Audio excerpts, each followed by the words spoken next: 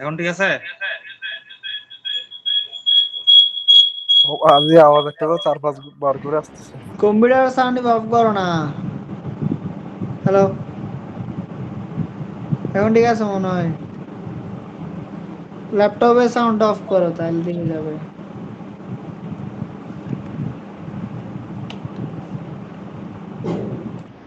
ওটা হাসলাম, ম্যাথ দিয়ে তো মাথা এখন ঘুরে, বিশাল অঙ্ক। এখন ঠিক আছে? হ্যাঁ, এখন তোমার ঠিক আছে, কিন্তু তুমি এটাকে আরো জুম করো পিডিএফটাকে। আর তোমার তো মুখজিন মুখজিন নাই, ইঞ্চি দিয়ে পিডিএফ করো যায়। বুঝতাম আসলে, একটু ওয়েট করো। আচ্ছা, কন্ট্রোল প্লাস মারো তো যাবো। জুম জুম যাবো, শুরু করো না। অর্ধেক সুদ ঘুমায় নাই না, সাইন ডাল লাগা বুঝুন না। রাখো। এখন ঠিক আছে? একখানা জুম করো না ভাই, 150%, 200%। হাসনাত, রেকর্ড করিস। দিও দিও আবু দিও। গরিব বকর গরিব দিয়েছি। না হজম হবি রেকর্ডের কথা বাল। ঠিক আছে, আরো জুম করবো। আর একটু করতে পারো, হ্যাঁ হ্যাঁ, এই এখন মাঝখানে আনো। ওকে, পারফেক্ট, এখন ঠিক একদম আছে না? ক্লিয়ার, আচ্ছা ক্লিয়ার, একদম শুনো, ক্লিয়ার। আওয়াজ তো কি আছে না? জোস জোস। ঠিক নাই, আচ্ছা ঠিক খেয়াল নাই। করো এখানে। ঠিক আছে, আওয়াজ ঠিক আছে? ঠিক আছে ভাই, তে ট্রাই করো, লাস্ট দিকে বললাম। আচ্ছা দেখো, এখানে কি বলছে, work out the irrigation schedule based on the soil moisture concept. Given the following information, also extract the data on the total depth of irrigation water required and respective dates of irrigation water supply. অর্থাৎ আমাদের যে ইরিগেশনটা করতে হবে, এটা করতে বলছে। Irrigation মানে তো বুঝো, ক্রপস এর জন্য। অর্থাৎ যেটাতে আমাদের পানি দিতে হবে, কিরকম পানি ওয়াটার রিকোয়ারমেন্ট লাগবে, সেটা হচ্ছে। অর্থাৎ আমাদের ফিল্ডে কিরকম ওয়াটার রিকোয়ারমেন্ট লাগবে, সেটাই হচ্ছে ইরিগেশন। এখন বলতেছে এটা বেস্ট অন হচ্ছে একটা ময়েশ্চার কনসেপ্ট আছে, ময়েশ্চার কনসেপ্টের উপর এটা হয়তো উপরের তোমাদের থিওরি গুলো হয়ে আসছে। অলসো এক্সট্রাক্ট দ্য ডাটা, এখানে কিছু ডাটা দিছে, সেই ডাটার উপর বেস করে আমাদেরকে ইরিগেশনটা দিছে। এখানে ইনফরমেশন গুলো একটু বেশি, ইনফরমেশন গুলো কিন্তু একটু খেয়াল করো। তো ফার্স্টটা বলছে the crop is grown in an appropriate soil with no restrictive layers within the top 1.5 metre depth of soil. অর্থাৎ সয়েলের যে 1.5 মিটার ডেপথ আছে, এর মধ্যে এমন কোনো রেস্ট্রিক্টেড লেয়ার নেই, যেটার ফলে ক্রপস কি পানি, ক্রপসের মধ্যে পানি যেতে কোনো বাধা বিপত্তি আসবে। বুঝছো? ক্লিয়ার এটা? হ্যালো? মানে মানে হচ্ছে পানি যেতে যেতে পারবে। লেয়ার নাই দি। মানে ওই যে 1.5 মিটার ডেপথ পর্যন্ত এমন কোনো লেয়ার নেই যেটাতে পানিটা যেতে কোনো রকম বাধা বিপত্তি আসবে। ওকে, বুঝছো? কর্পসের রুটে আর কি। নাইস তারপর normal nice. Root zone depth বলছে এটা 1.2, 1.2টা আমাদের লাগবে। বাল্ক ডেনসিটি বলছে 1.35। বাল্ক ডেনসিটি কোথায় লাগবে এটা আমরা পরে আমরা ম্যাথে দেখবো। তারপর বলছে field capacity is 18% and permanent wilting point is 7%। এটা ইম্পর্টেন্ট, বলছে ফিল্ড ক্যাপাসিটি।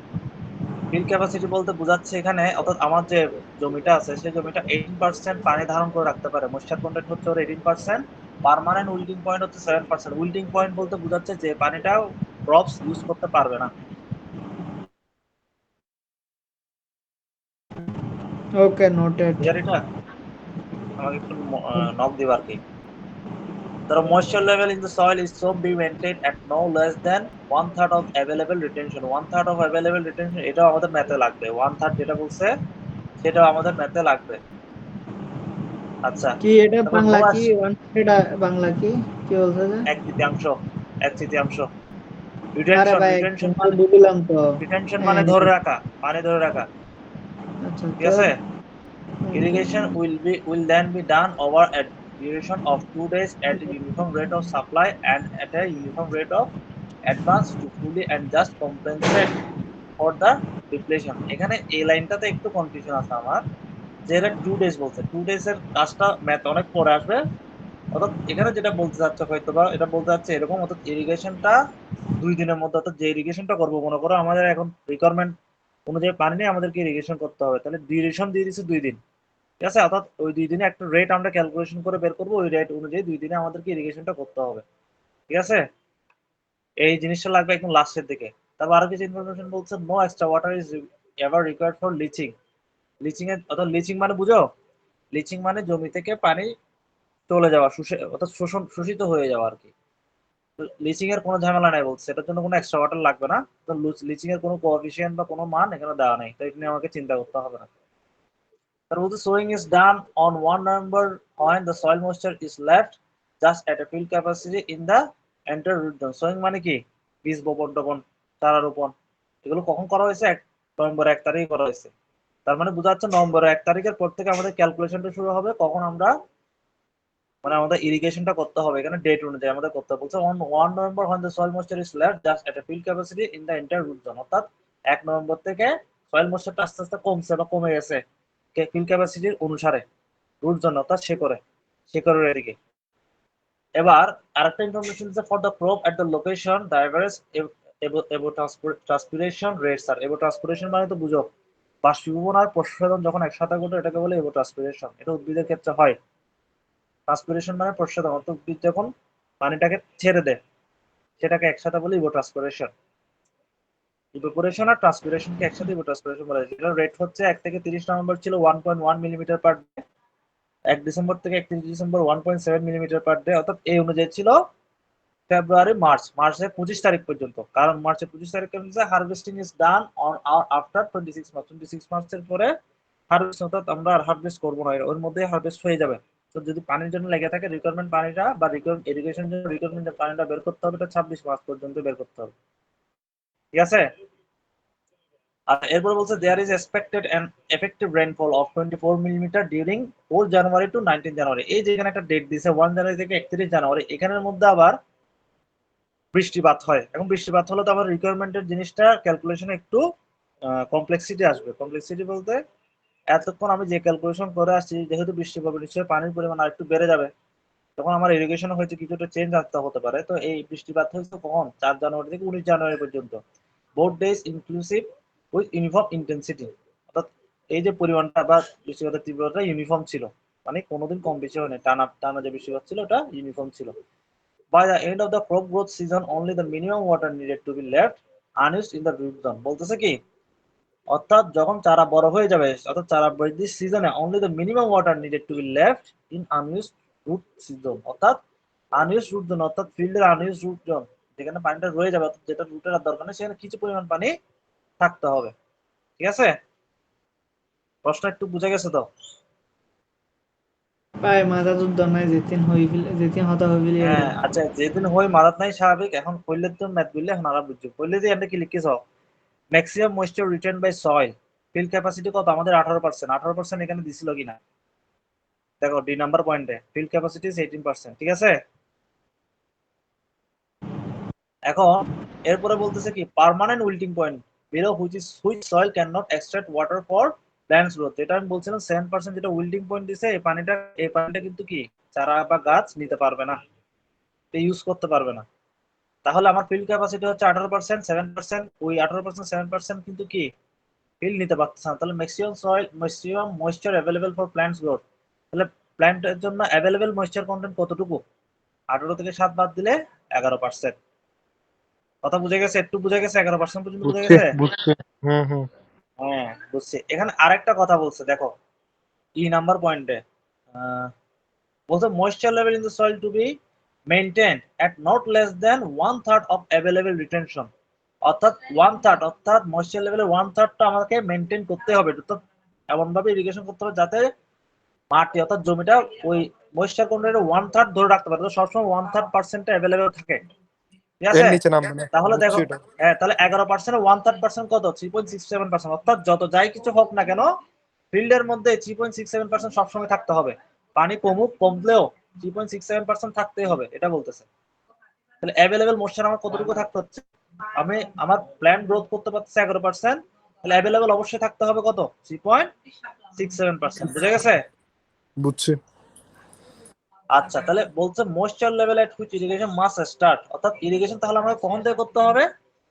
সেটার একটা সূত্র দিছে, সেটা হচ্ছে কি minimum moisture content with which plants start wilting পয়েন্টটা আর 1/3 অফ অ্যাভেলেবল ময়েশ্চারটা দুটোটা যোগ করতে হবে। দুটোটা যোগ করলে আমরা কি পাবো? যেখান থেকে ময়েশ্চার অর্থাৎ ইরিগেশন কোন লেভেল থেকে স্টার্ট করবো সেই মানটা পাবো 10.67%।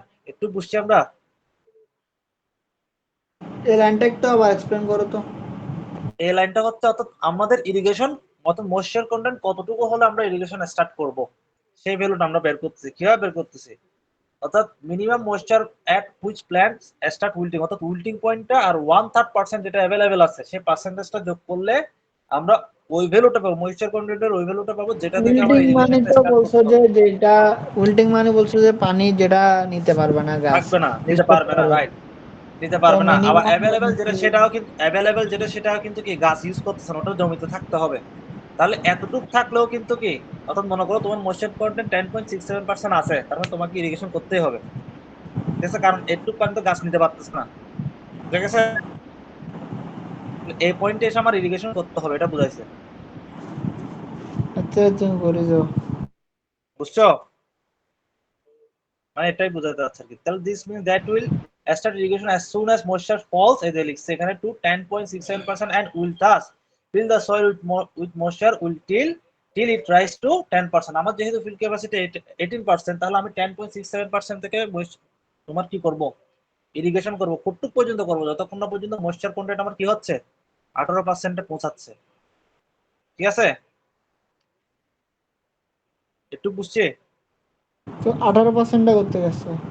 18% আমাকে প্রথমে ভ্যালু দিয়ে দিচ্ছে প্রশ্নে, আমার ফিল্ড ক্যাপাসিটি কত 18%, আর উইল্টিং পয়েন্ট দিচ্ছে 7%, ফিল আবার ক্যাপাসিটি 1.3। বুঝে দে।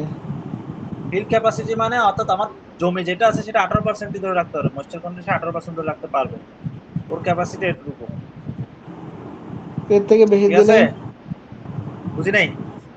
এর থেকে বেশি দিলে পানি 20% দিলে। এর থেকে বেশি দিলে আমার উইল্টিং পয়েন্ট যেটা দিছে সেটা দেখতে হবে। যদি মনে করো স্যার প্রশ্ন ঠিক রাখছে, ডাটা চেঞ্জ করে দিছে, এখন মনে করো আমাকে 18%-এর জায়গায় 20% দিছে, উইল্টিং পয়েন্টটা চেঞ্জ করছে, তাহলে আমাকে ওই অ্যাভেলেবল ফিল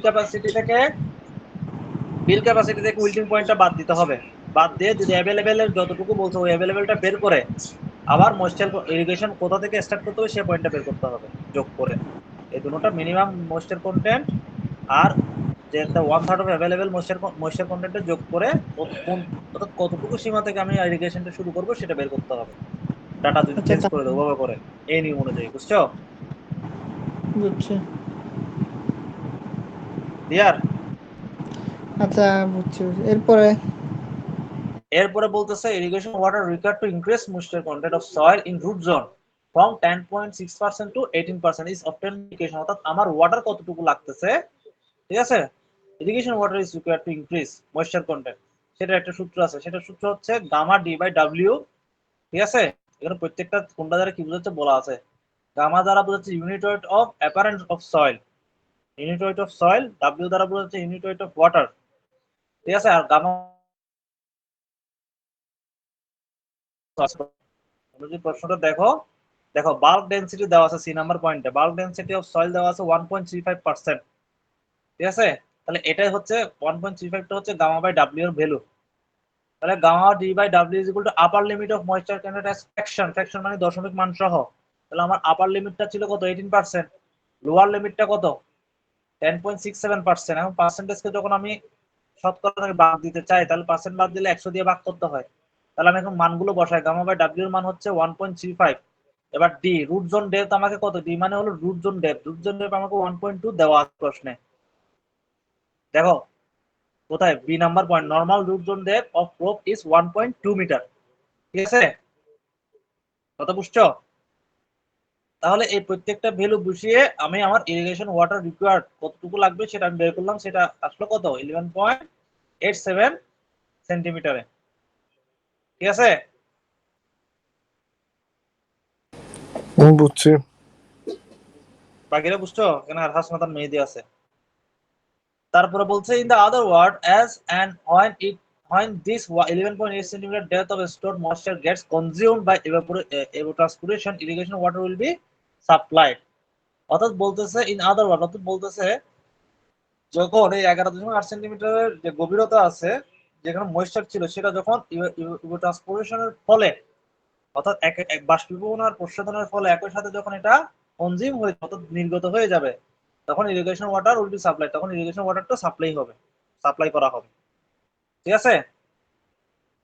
তা বলতে from the given consumptive uses we find that water consume from 1 November to 3 January when rain start, অর্থাৎ আমার রেইন স্টার্ট হয়েছিল কখন 4 জানুয়ারি থেকে। দেখো এখানে বলা আছে তোমাদের যে নাম্বার পয়েন্টে বলা আছে there is expected an effective rainfall of 24 mm during 4 January to 19 January, তাহলে যেহেতু 4 জানুয়ারি থেকে 19 জানুয়ারি পর্যন্ত আমার বৃষ্টিপাত হবে, তাহলে তার আগে আমার ইরিগেশনের এক ধরনের রিকোয়ারমেন্ট লাগবে, বৃষ্টিপাতের সময় রিকোয়ারমেন্ট অন্যরকম হবে। বুঝা গেছে? তাহলে দেয়ার বুঝছি। ইজ 3 জানুয়ারি পর্যন্ত হিসাব করতে হবে আর কি। হ্যাঁ 3 জানুয়ারি পর্যন্ত, অর্থাৎ 1 নভেম্বর থেকে এরা এখানে হিসাব করছে 3 জানুয়ারি পর্যন্ত, অর্থাৎ বৃষ্টিপাতের আগে পর্যন্ত। তাহলে এটাও কিন্তু ইম্পর্টেন্ট যে বৃষ্টিপাত হলে তখন আমাকে অন্যরকম ক্যালকুলেশন করতে হচ্ছে। তাহলে এই যে ক্যালকুলেশনটা দেখো 1 জানুয়ারি টু 3 জানুয়ারি পর্যন্ত প্রতিদিন কি পরিমাণ আমার ইরিগেশনের দরকার বা রিকোয়ারমেন্ট দরকার, পানি দরকার, সেটা এখানে দেওয়া আছে। যেমন 5 জানুয়ারি টু 30 জানুয়ারি ছিল 1.1 মিলিমিটার পার ডে। তাহলে যেহেতু 1 জানুয়ারি থেকে 30 জানুয়ারি 30টা দিন, তাহলে ওটার সাথে 30 গুণ হয়েছে। তার 1.7 millimetre into millimetre per day, এটা হচ্ছে ডিসেম্বরের ক্ষেত্রে। ডিসেম্বরে যেহেতু 31 দিন, এটার সাথে 31 গুণ হয়েছে। আবার 1 জানুয়ারি থেকে 3 জানুয়ারি, জানুয়ারি মাসে যেহেতু আমার ইরিগেশনের রিকোয়ারমেন্ট ছিল 2.4 মিলিমিটার পার ডে, তাহলে যেহেতু শুধুমাত্র 3 দিন হিসাব করছি, তাহলে 3 দিন, তাহলে কতটুকু লাগছে সবগুলো যোগ করে, সবগুলো ইন্টেন্সিটি যোগ করে আমি কত পেলাম? 92.9 মিলিমিটার, যেটাকে আমি সেন্টিমিটারে নিলে হয় 9.29 সেন্টিমিটার। একটু পর্যন্ত বুঝছো কিনা? বুঝছি। বাকি দুজনের কি অবস্থা দেখো। হাসনাত, ঠিক আছে দাদা, এগুলো রেকর্ড সব বুঝাম করো আগুন মতো আছে আদা হালে আবার সাইরাস গুডি সাইমস আচ্ছা বুঝতে। খেয়াল করো। তাহলে বলছে hence water withdrawn from soil during 1 November to 3 January দেওয়া আছে 9.29 সেন্টিমিটার, যেটা পারমিসিবল। আমার পারমিসিবল কত ছিল? 11.87 সেন্টিমিটার। আমরা কোথা থেকে পাইছিলাম দেখো, এখানে আমরা ফার্স্টে একটা সূত্র দিয়ে বের করছিলাম, ইরিগেশন ওয়াটার রিকোয়ার্ড কত সেন্টিমিটার ছিল পাইছিলাম 11.8 সেন্টিমিটার, কিন্তু আমি এখানে পাইছি কত? 9.29। তার মানে এটা কম। পারমিসিবল থেকে কত আছে? কম আছে। তাহলে no irrigation is plus required till then, তার মানে কি এতটুকু পর্যন্ত আমার ইরিগেশন দরকার নাই। ওকে, ডিউরিং রেঞ্জ, এবার আসো ডিউরিং রেঞ্জের ক্ষেত্রে যখন বৃষ্টিপাত হবে 4 to 19 January, effective rain water receive by soil per day, তাহলে 4 থেকে 19 দিন, 19 জানুয়ারি পর্যন্ত কত দিন? 16 দিন। তাহলে 16 দিন দ্বারা ভাগ করছে। এখন ওটা ছিল বৃষ্টিপাত ছিল কত মিলিমিটার? 24 মিলিমিটার, ঠিক না? তাহলে 24 মিলিমিটারকে যখন আমি সেন্টিমিটার নেব, তাহলে 2.4 হয়ে যাবে। 2.4 centimetre per divided by 16 days, তাহলে কতটুকু পড়তেছে? 0.1.15 0.115। Centimetre per day. ঠিক আছে? আচ্ছা আচ্ছা, একটু তো আমরা বুঝছি। তারপরে বলছে কনজাম্পটিভ use of 0.24 centimetre per day during this period means that an amount of 0.24 minus 0.15 অর্থাৎ 0.09 centimetre per day of moisture is only consume from soil. এটা দ্বারা কি বোঝাচ্ছে? 0.24টা কোত্থেকে আসছে? এটা যদি আমরা আবার প্রশ্নে যাই, দেখো 1 জানুয়ারি থেকে 31 জানুয়ারি পর্যন্ত আমার ইভোট্রান্সপিরেশন রেট কত ছিল? 2.4 মিলিমিটার পার ডে। 2.4টাকে যখন আমি মিলিমিটারটাকে যখন আমি সেন্টিমিটার নিব, তখন এটা 0.24 হয়ে যাবে। তাহলে এখানে বলতেছে কি কনজাম্পটিভ use of 0.24 centimetre per day, অর্থাৎ এটা জানুয়ারির কথা বলতেছে। ডিউরিং দিস পিরিয়ড, এই সময়ে, means that an amount of 0.24 minus 0.15, যেটা বৃষ্টিপাতের ফলে আমরা পাইছি, of moisture is only consume from soil, অর্থাৎ সয়েল শুধুমাত্র এতটুকু, এত সেন্টিমিটারে কি করবে? পানি কনজিউম করবে প্রতিদিন, অর্থাৎ এই সময়ের মধ্যে, এই পিরিয়ড গুলোর মধ্যে।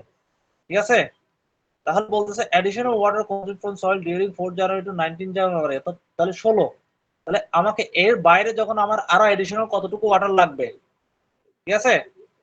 তাহলে 0.09 ইন্টু, যেহেতু 16 দিন, 16, 1.44 সেন্টিমিটার।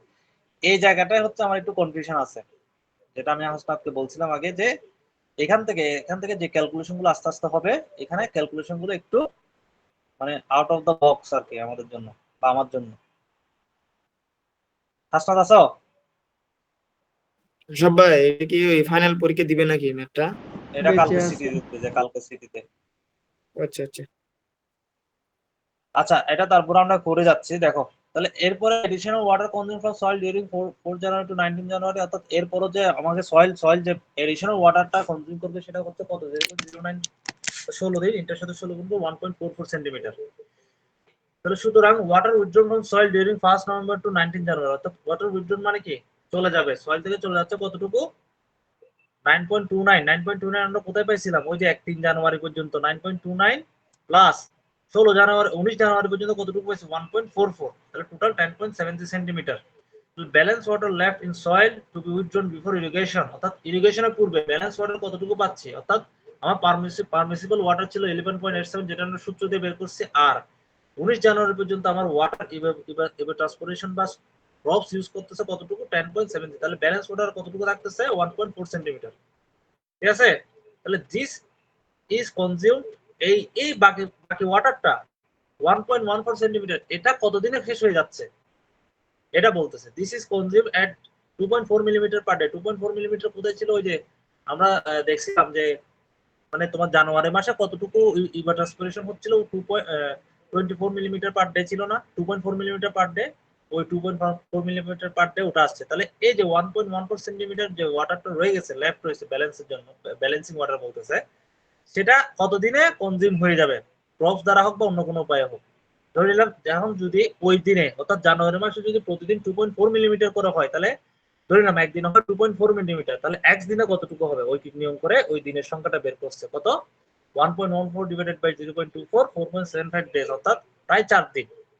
ফ্র্যাকশন ডে যেহেতু 5 দিন পুরোপুরি হয় না, ওরা পূর্ণ সংখ্যায় 4 দিন লিখছে। একটু পর্যন্ত বুঝছো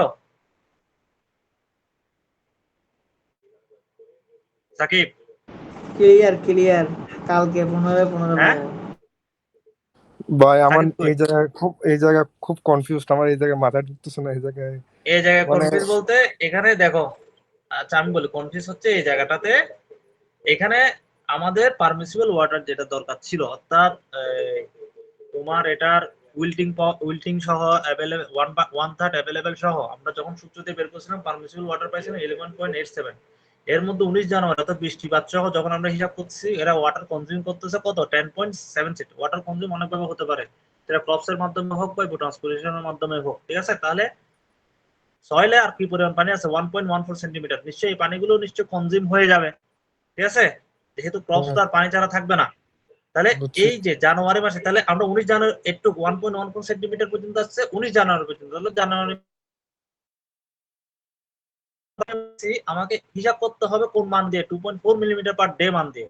এটা যদি মার্চে চলে যেত বা ফেব্রুয়ারিতে চলে যেত, তাহলে আমরা ওই ফেব্রুয়ারি মানটা বা মার্চ মাসের মানটা ইউজ করতাম।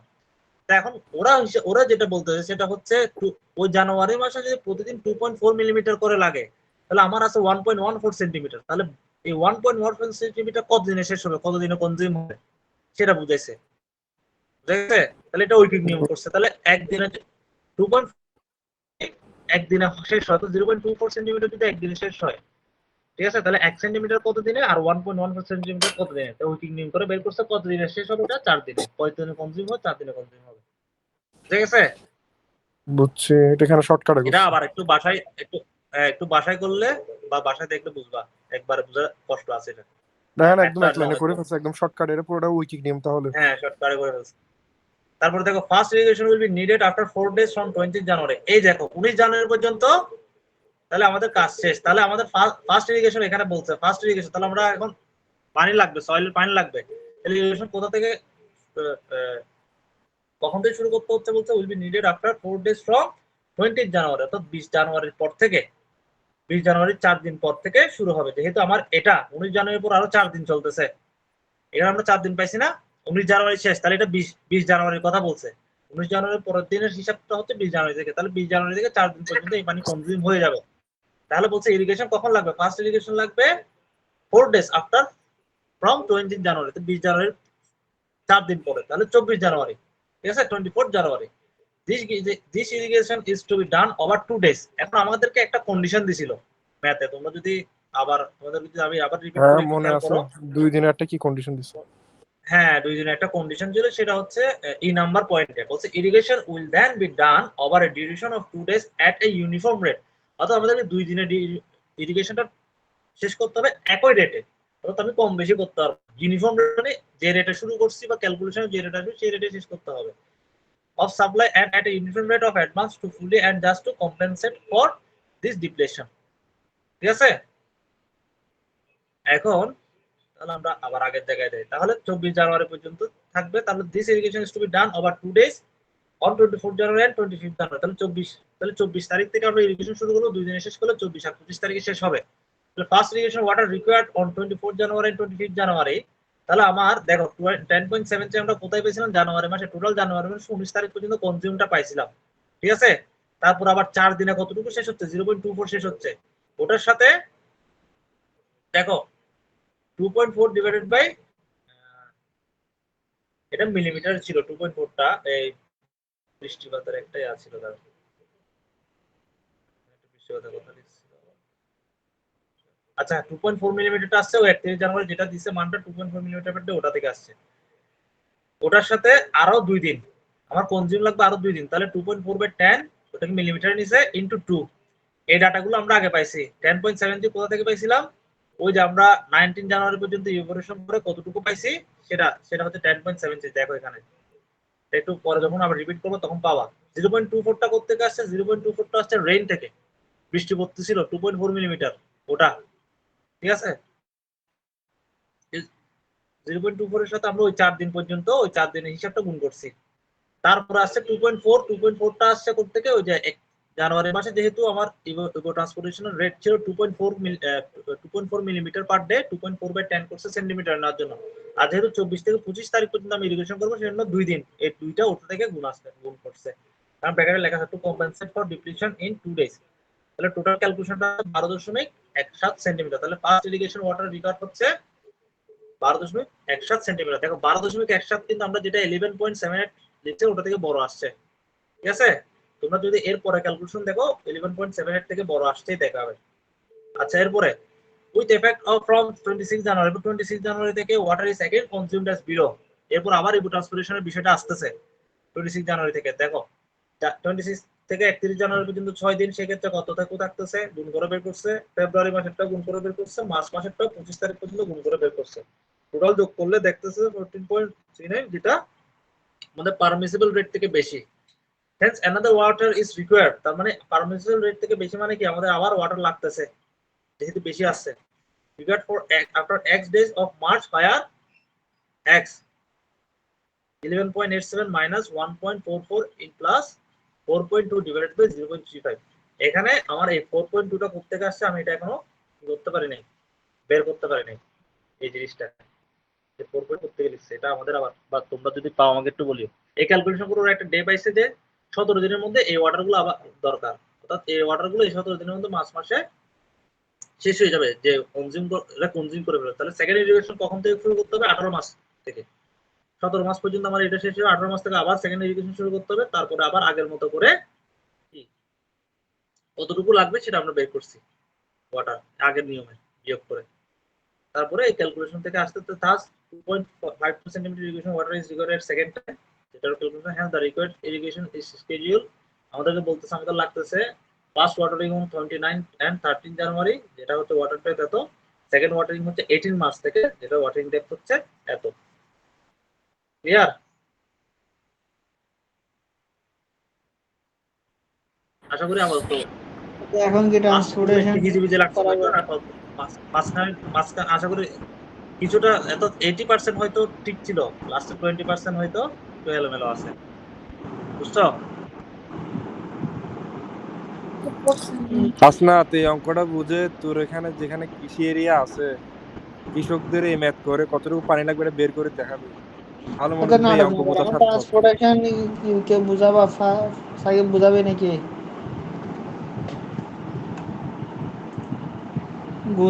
গুছাইস না তুই